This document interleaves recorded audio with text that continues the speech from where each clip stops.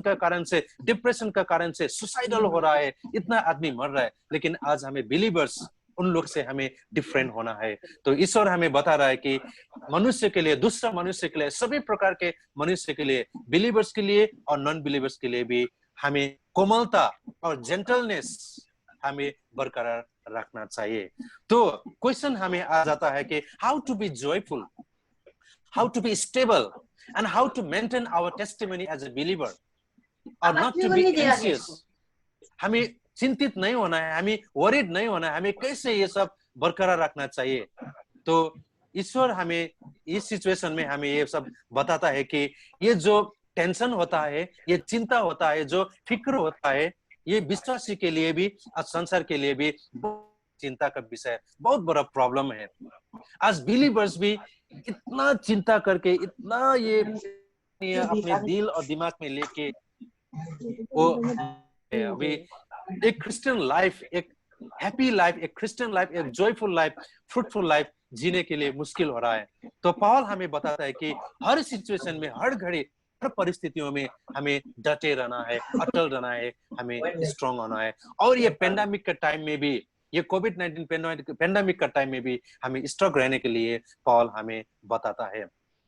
तो मैं आपसे एक सवाल करना चाहूंगा। आज संसार में ये पूरी दुनिया किस चीज के लिए प्रार्थना कर रहा है?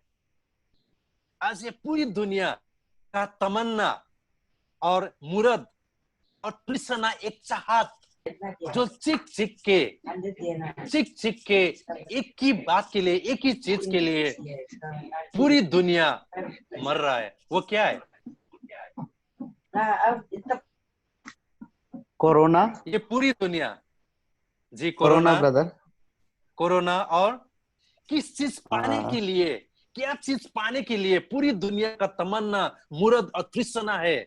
वो लोग दिन रात उसके लिए इतना प्यासी, किस चीज के लिए पूरी दुनिया? बताइए। पूरी दुनिया, अमेरिका से लेकर, ब्रिटेन से लेकर, इंडिया से लेकर, अरुणाचल प्रदेश से लेकर, सब पूरी दुनिया एक चीज का इतना ज्यादा तमन्ना है, मुराद है, तृष्णा है, चाहत है, वो पाना चाहता है। वो क्या है? Corona vaccination. Yes, corona vaccination. ये कब आएगा? जैसे निकलेगा हम भी यहाँ से निकलेगा।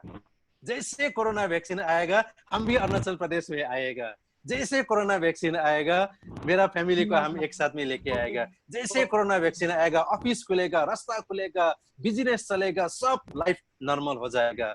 पूरी दुनिया चीख के यही तमन्ना रखता है कि कोरोना वायरस का वैक्सीन, उसका मतलब इसका समाधान, सोल्यूशन कब निकलेगा? सोल्यूशन के लिए इतना चीख के पूरी दुनिया 24 आवर्स बिना सोए हुए, बिना खाए पिए लगे रहे हैं।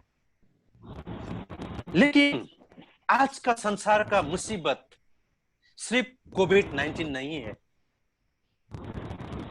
आज पूरी दुनिया का मुसीबत कोविड-19 ही नहीं है।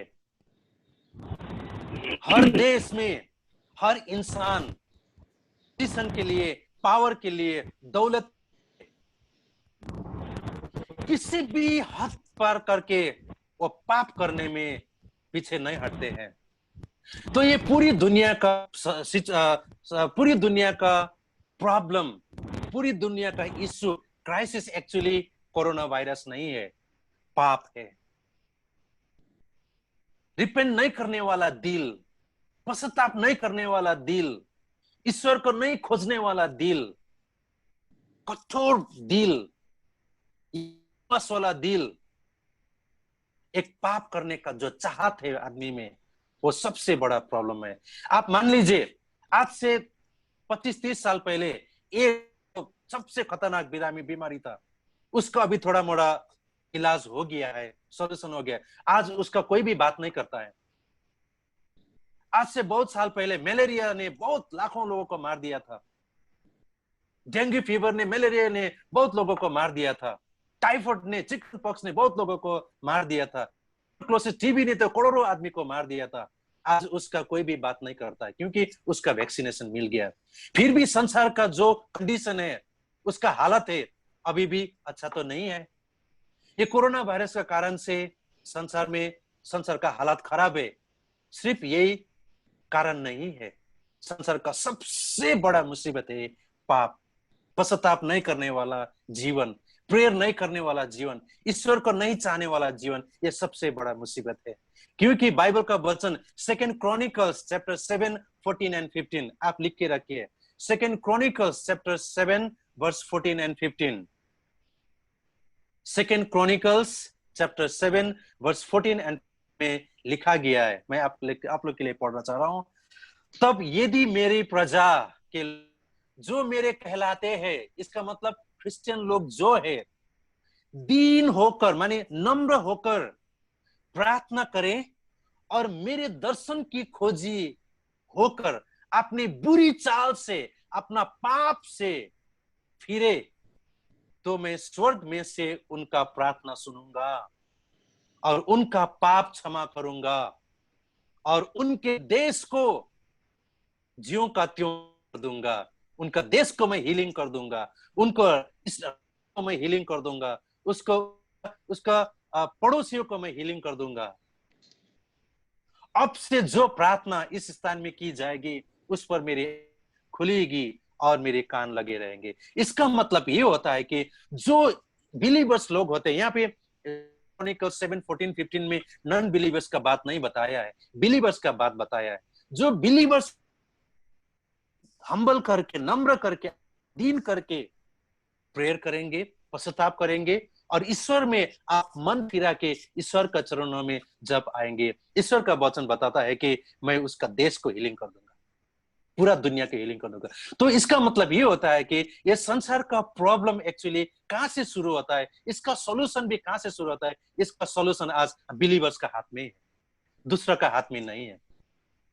कोविड-19 का वैक्सीनेशन में सॉल्यूशन नहीं है, सॉल्यूशन आज आपका और मेरा हाथ में है। वो क्या है? हमें पश्चाताप करके, दीन होके, नम्र होके ईश्वर को हम जब खोजी करेंगे और प्रेयर करेंगे, ईश्वर का वचन बताता है कि मैं आपका देश को मैं चंगाई करने जा रहा हूं। Praise the Lord.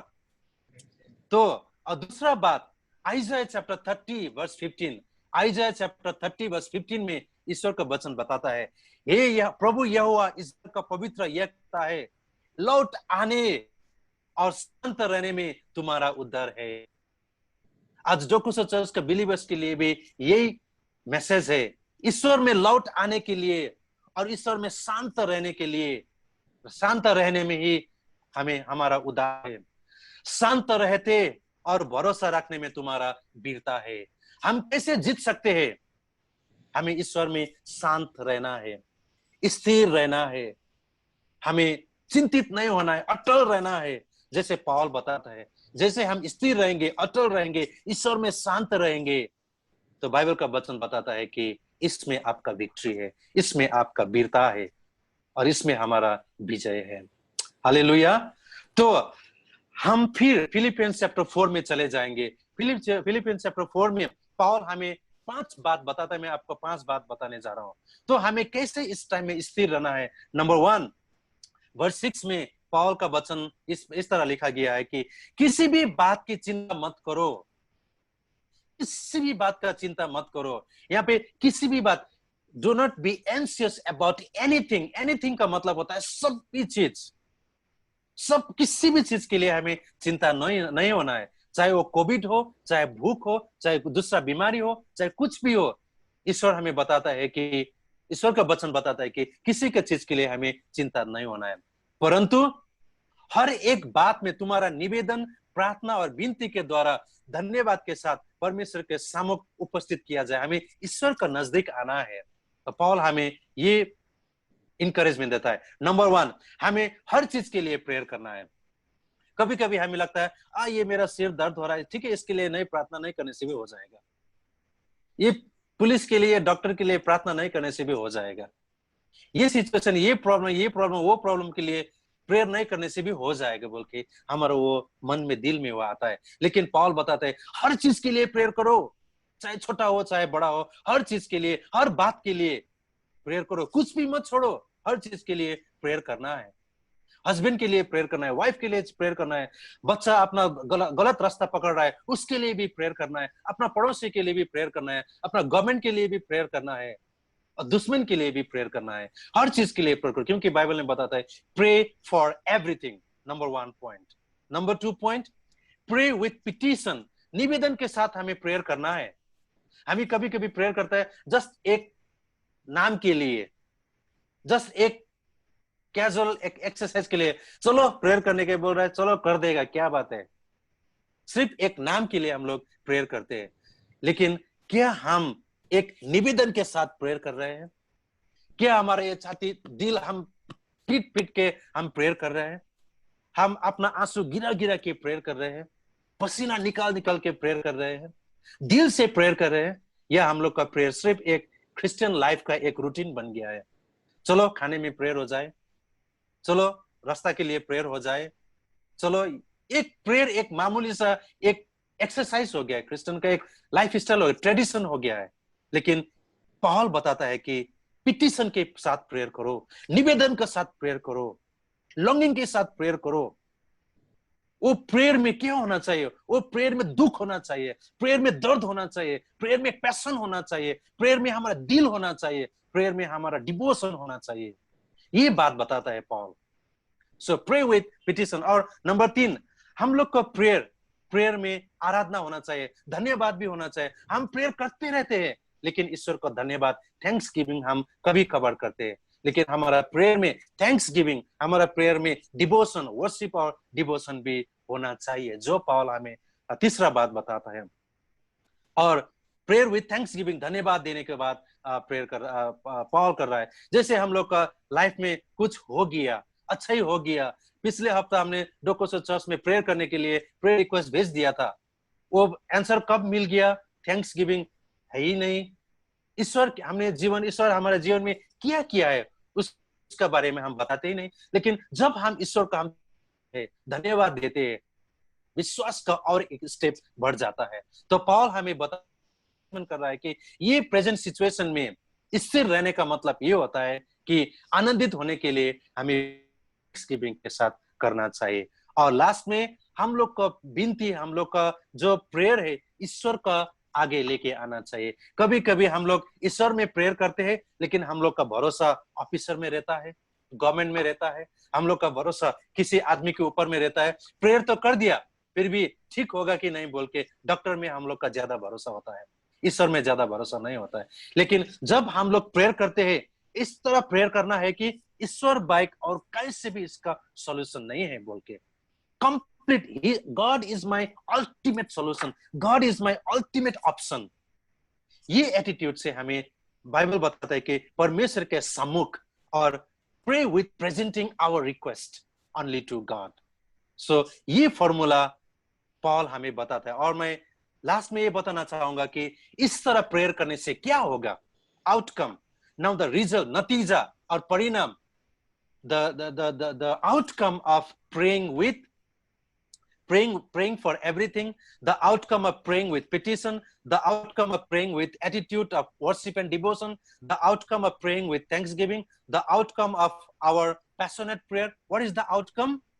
वर्स 7 में लिखा गया है, तब परमेश्वर की शांति जो सारी समझ से बिल्कुल परे है, हमारे हृदय और विचारों में यीशु मसीह में सुरक्षित रहेगा। तो उसके बाद में जब हम इस तरह प्रेयर करते हैं, तो हमारा लाइफ में ईश्वर का आनंद, ईश्वर का खुशी, ईश्वर का आशीष हमें प्रोटेक्ट कर सकता है।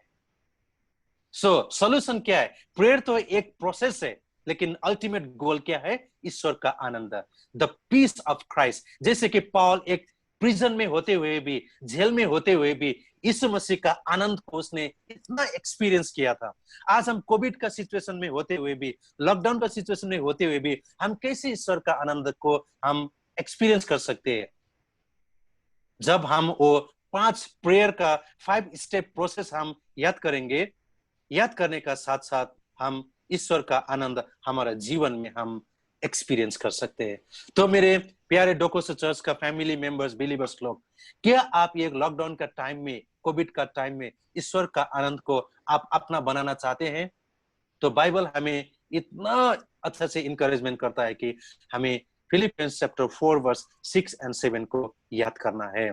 तो इस तरह करने से ईश्वर का आनंद, द पीस ऑफ गॉड, ईश्वर का आनंद, ईश्वर का शांति हमारे जीवन में इतना अच्छा से